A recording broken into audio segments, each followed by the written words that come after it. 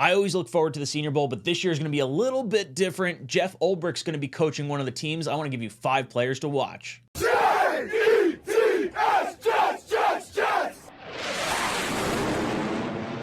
Welcome in. My name's Ryan. I'll be your pilot. If you're new here, hit that subscribe button. If you've been here before, welcome back. I love having you here. Boys and girls, before we hop into the video, I want to thank the sponsor of the channel, SKG Tax. The New York Jets practice and play in New Jersey. This tax season, Jet fans might find themselves struggling with their state tax identity. If you are a fan and can't determine how to report your income, call JR the Tax Czar and address all your multi-state tax questions. Don't go on the road to another state as a wild card filer. Hire yourself a CPA to game plan and defend your home turf.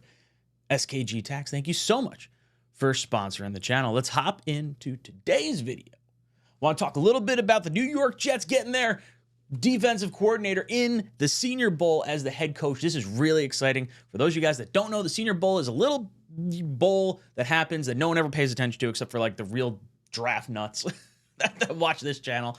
And we get super excited about it because some of the best players to come from this game. Just a few names off the list that they got here: Justin Herbert, Brandon Ayuk, Jalen Hurts, Creed Humphrey, Christian Watson, Darnell Wright, Jaden Reed, Jermaine Johnson, Najee Harris. The list goes on and on. There's literally like tons of guys that wind up playing up in the Senior Bowl. They say 85.2% of players wind up making the active roster. They have 3 straight years of over 100 players being selected in the draft from the Senior Bowl. So this is a very, very important part. And I want to give you 5 players that I'm going to be keeping an eye on during this stretch of time. Before we hop into the list, there were some comments from Jeff Ulbrich and from Robert Saleh.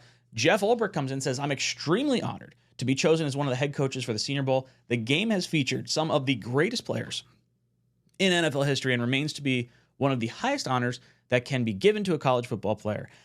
It also has consistently given under-the-radar players from big and small schools alike an opportunity to compete against the best, compete in a venue with the guidance of NFL coaches, and get unrivaled exposure to every NFL team. This game is also a critical part of my story. I played in the 2000 Senior Bowl and went from a potentially undrafted rookie to a 3rd-round pick, which is actually pretty common throughout the history of this storied game. Again, I'm honored and excited about helping and guiding the newest class of NFL players through this amazing week. Can't wait to see everyone in Mobile, Alabama."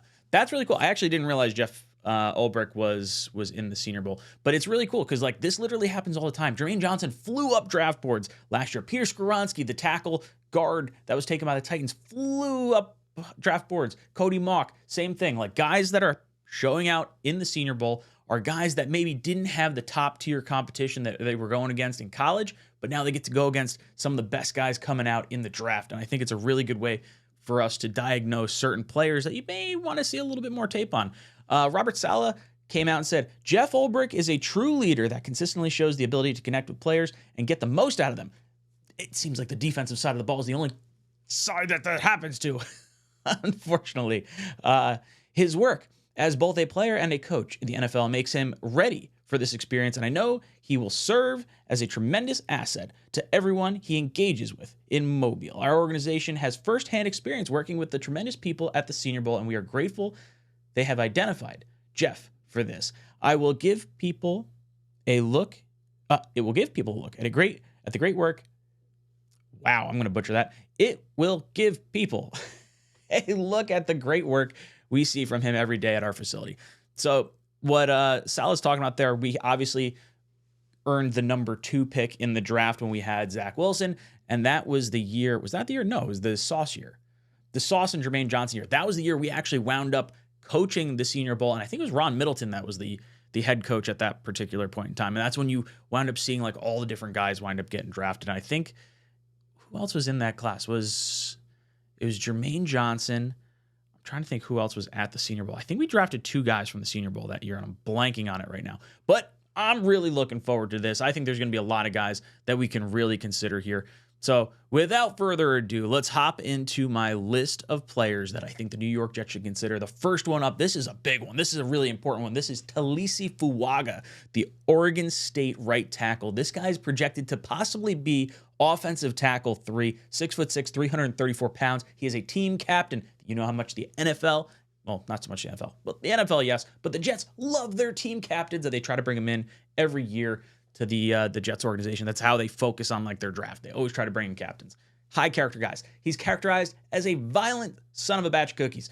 Playing in the Senior Bowl, didn't update that part of the slide, but he had the 83rd strength of schedule. So I think playing in the Senior Bowl is really going to help him maybe elevate up to that number 10 overall pick. Now, he is a right tackle, not a left tackle, so maybe there's a situation where Jeff Ulbrich says, yo, Fuaga, go over to the left-hand side. Let's see how you play on that side. I wouldn't hate it. I wouldn't hate it. But either way, we get our hands all over this guy right at the beginning of the scouting process. And as you can see, as from his Pro Football Focus grades, guy has been really good the last few years. He really came on this past season. So TSI Fuaga is definitely someone to keep an eye on throughout the entirety of this Senior Bowl week. Now, I want to stick to the same position group. I want to give you a little bit of wide receiver, a little bit of offensive line stuff. So this guy is flying a little bit under the radar. This is Patrick Paul, the left tackle out of Houston. He's 6'7", 315 pounds. Team captain. Yet again, another important thing. 4 sacks given up in 5 years. Not too shabby. He did have 27 penalties over the course of those 5 years. That's not really that great. You don't want to see a whole lot of that. He is said to have excellent awareness on stunts, and he gets to the second level looking to bury dudes, like putting them 6 feet in the ground. Now, this guy is projected to be a second-round pick. So let's say there's a situation where the Jets decide they want to trade down from that 10 pick. They want to recoup a second, or maybe they wind up trading Bryce Huff. They get themselves a second in some capacity, whatever you want to do. Maybe you're trading up from the 3rd round, whatever it is. This is a very, very deep tackle class, and this is like probably the 3rd. Was it right? I think it's the 3rd left tackle because there's a lot of right tackles. There's a whole bunch of tackles in this class, but the top 2 are left tackles, and then it's like a chunk of right tackles, and then some left tackles thrown in there. So this one's one to keep an eye on. This guy's a really big-bodied dude and really high pass blocking grades the last few years. So definitely looking forward to seeing more out of Patrick Paul and seeing if he can dominate some competition. Next up, I want to go to a wide receiver that some people are going to be keeping an eye on. This is Xavier Legette, the wide receiver out of Southern California. 6'3", 227 pounds. This is the style of wide receiver that I really want to see the New York Jets bring in. I want a big-bodied guy that can go up and make contested catches, that can also be a little bit of that like Deebo Samuel kind of like, I'm just a bigger-bodied dude than you.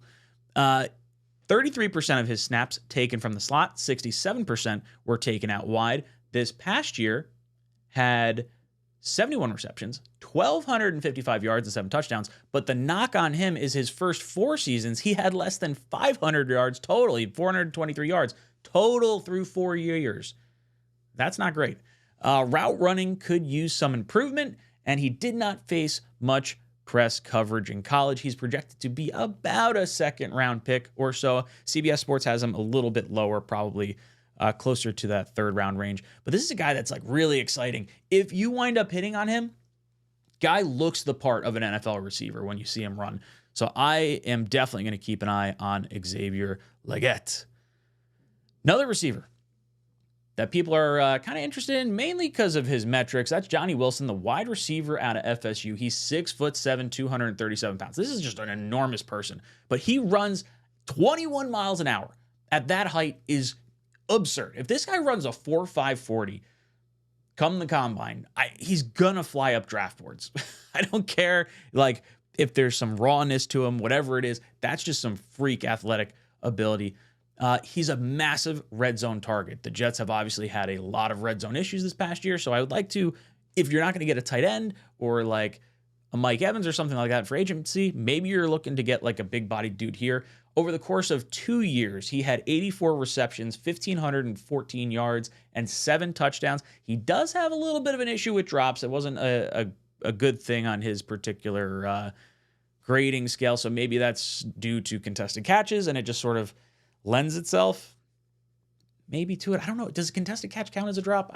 Maybe it's just like open stuff. I don't know. But you got to keep an eye out for the drops. That's something that they did mention in here. And again, Jets last in red zone. The final player I want to take a look at here, this is going a little bit of a different route. The Jets do need a quarterback that we'd like to sit behind Aaron Rodgers, and we're not going to invest a premium pick in one. But Michael Pratt out of Tulane is an interesting quarterback that I think we should keep an eye on. Matt O'Leary was the one that turned me on to him initially. 6'3", 220 pounds. He is a 4-year starter at Tulane. He is a dual threat quarterback. So the guy's got some wheels on him, and he can throw the ball. He has, over the course of the last 2 years, 49 touchdowns and 10 interceptions. I will take that touchdown interception ratio all damn day. 5 penalties over the course of 4 years, and he had none last year. So he doesn't create mistakes in the way of turnovers or in the way of penalties. This is someone I would like to see sit behind Aaron Rodgers and maybe just learn for 2 years. And then who knows, maybe see what you got from him after that. And if it doesn't work out, you didn't invest a premium pick in it anyway, and you need a quarterback 3 regardless. And at least this guy could be kind of fun. It looks like he's going to be going somewhere between the 3rd and 4th rounds. We'll keep an eye on that. But yeah, quarterback 3, let him develop without any pressure. There's no pressure. It's not like a Zach Wilson who you're taking number 2 overall, who now you have to everyone's like, oh, we need to see Zach. We need to see the top rookie quarterback.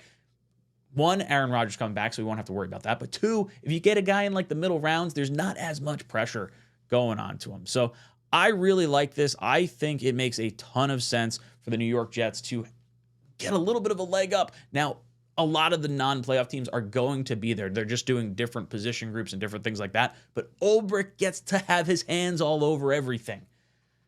I like this. I'm a big fan of this, guys. Let me know your thoughts of the Senior Bowl. Are there players you're particularly keeping an eye on? There's a lot of offensive tackles. There's some good, interior offensive linemen. This Senior Bowl is loaded with talent. This is just barely scratching the surface. There are so many more guys that I could have gone into from a wide receiver perspective, from an offensive line perspective. I just don't have all the time to go into every single one of them. But we will talk about it as we get closer to the Senior Bowl and throughout Senior Bowl week. Boys and girls, let me know your thoughts in the comment section down below. And as always, go Jets.